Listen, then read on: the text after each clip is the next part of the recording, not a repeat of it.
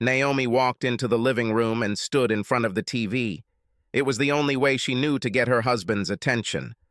"Honey, you're blocking my view. Can you move, please?" "No, damn it. You will give me a moment of attention, whether you like it or not." "But this is the curse of Oak Island. They are about to make an important discovery. I don't want to miss this. If you don't turn it off right now and listen to me, then an important discovery will happen next to your heed." "Oh, good. So what's so important about this?" In her most solemn and serious tone, Naomi announced, "Jim, I've decided that I'm leaving you." He fell silent for a second, as if lost in deep thought. "Fine. When will you be back? Would you mind grabbing some apple fritters at the stop on the way home?" "Crap, I can't believe you. I'm leaving you, asshole, and I'm not coming back." "Oh, very bad. Good luck. I'll miss you. Now can I get back to my show?" "And it's all. More than 10 years of marriage and my leaving mean nothing to you? Are you going to say anything else?" He smiled and said, "How about, don't forget to leave the keys to the house?" "No, you stupid. How about saying something like, 'Why are you leaving, honey?' Or, 'Please don't go. I don't know what I'll do without you,' or even, 'Fuck you and the horse you rode,' is just something that shows that you ever cared about me. Let's watch. I married you. I have spent 10 years of my life, time and money supporting you, our home and our way of life. I will have sex with you whenever you want. I remember your birthday, Christmas, Valentine's Day, our anniversary, and Mother's Day, even though you are not a mother yet. Oh my God, are you pregnant? So that's what it's all about. You're an idiot. How could you believe that I would leave you if I was pregnant? Well, if it weren't my child, you could. If it weren't your child? Are you accusing me of cheating on you? How dare you? How could I stay with such a pathetic slug like you for so long? Well, it looks like my guess was a reasonable conclusion. Let's see. You're dropping a bomb on me out of the blue by leaving. You don't give a reason why you're leaving. One possible option could be that you have found and want to be with another man.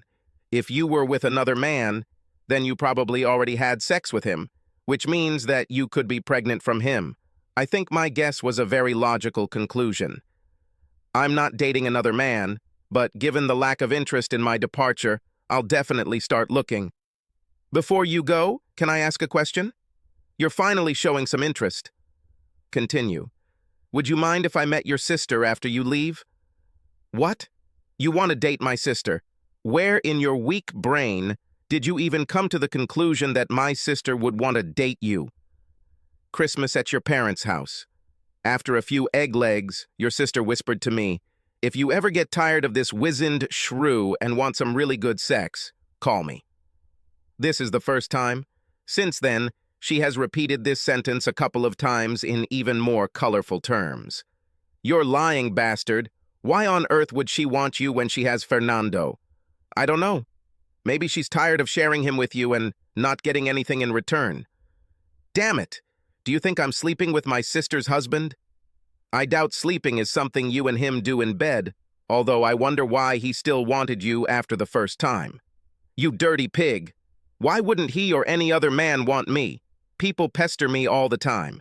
I could go out and have sex with a different man every night if I wanted." "Your brother-in-law told me that his wife, your sister, is much better in bed than you. He said he was having sex with you to piss her off.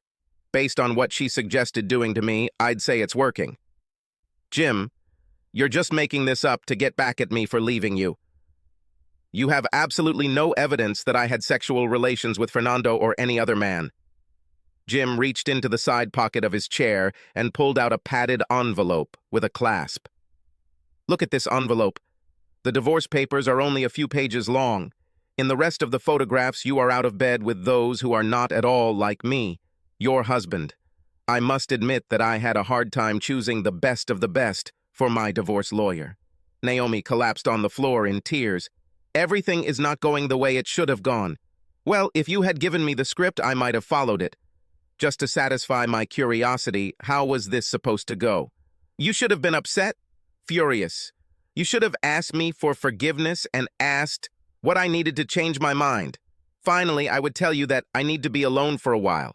Then I'd go have fun with a couple of different men for a few weeks, after which you'd welcome me with open arms. I'm sorry I ruined your plans, my dear. Need some help carrying your bags to your car?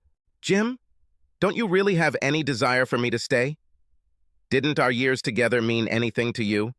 I remember a lot of good times, is not it? Couldn't we at least think about seeing a psychologist? I will stop dating other men. I promise. I'll tell you what. You will go through your school of sex, but not with me.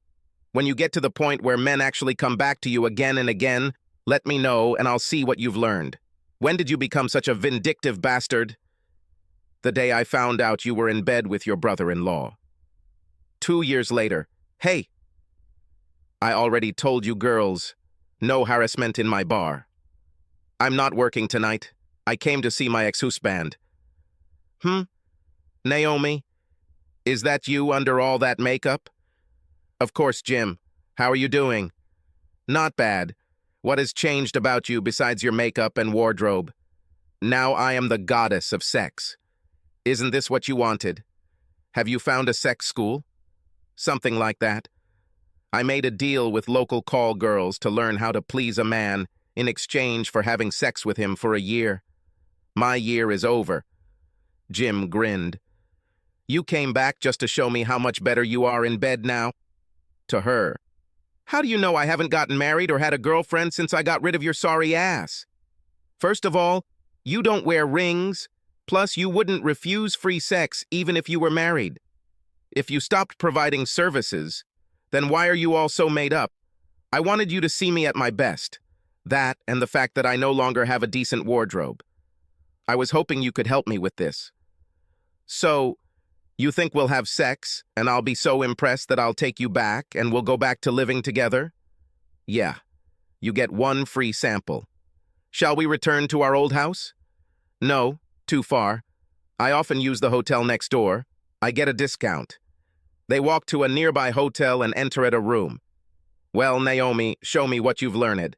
That's exactly what I'm going to do. Somehow, the revelation of her body parts felt more exotic than ever before. Her movements made him excited to see and touch more of the body he was so familiar with. He wanted her, and he wanted her very much. She gave him access to her parts, piece by piece. She dictated the pace and wound it tighter than an old pocket watch. When it was all over, he felt empty and exhausted.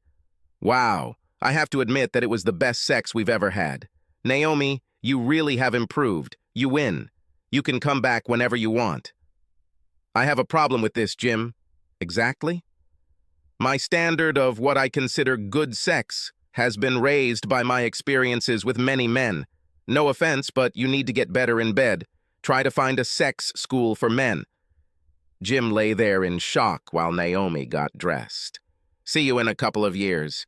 Naomi got up and left. Subscribe to our channel so that your second chaff doesn't cheat on you, and go ahead and listen to the next story, because this story is nothing compared to the next one. If you're under 18, don't even think about listening to the next one.